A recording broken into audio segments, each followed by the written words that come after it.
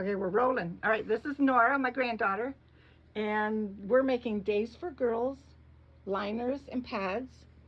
These are going to go with Nora to Tanzania. She's going on study abroad in Tanzania for 3 months.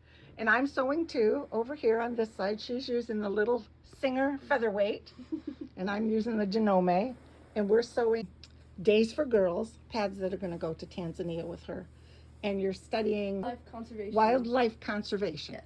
So she's going to be on safari and doing all kinds of cool things. Lots of fun. So this is the last step we're doing. And then these will get folded up and put in each one of these. That's what they look like. Anyways, lots of fun. Bye. Okay, so we're just about done with our project. Now Madison has joined us, my other granddaughter, and she's stacking them and ironing them, getting things ready to go. Thank you.